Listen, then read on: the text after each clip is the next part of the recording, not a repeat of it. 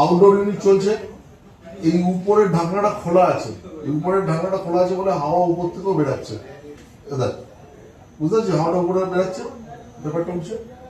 এটা যখন বন্ধ থাকবে হাওয়াটা কিন্তু উপর থেকে বেরোবে না, এখান দিয়েই পাস করবে। আচ্ছা, এখন কিরকম ভাবে কাজ হচ্ছে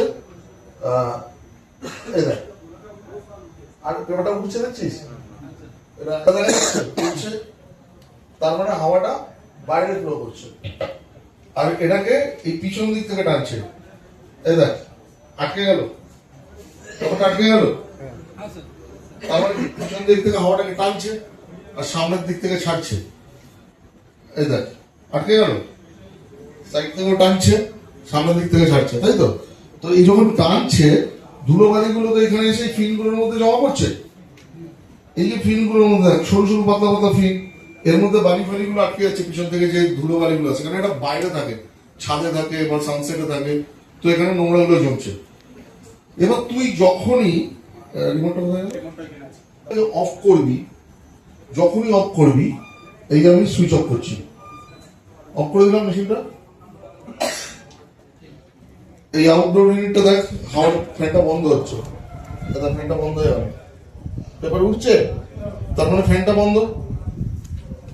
টানছে পড়ে যাবে কাগজ, টানছে পরে সাকশন নেই।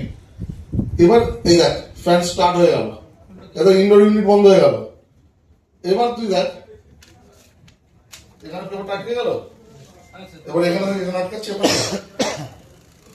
এখানে পেপারটা উঠছে, এখানে আটকাচ্ছে না,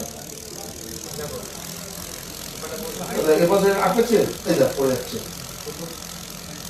তো বেসিক্যালি এবার বুঝতে পারছি ব্যাপারটা কি হলো, হাওয়াটা তার মানে এবার উল্টো দিকে যাচ্ছে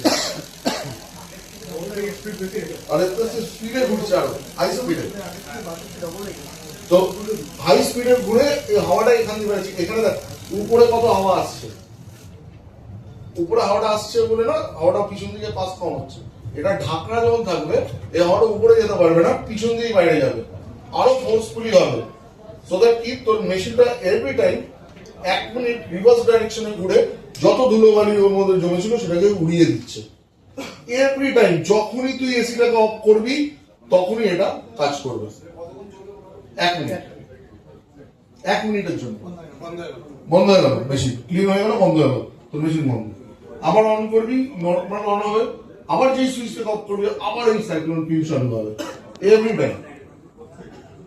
কোনো কনফিউশন? তোরা নিজেরা দেখলি, নিজেরা কাস্টমারকে বোঝাতে পারবি। ওকে।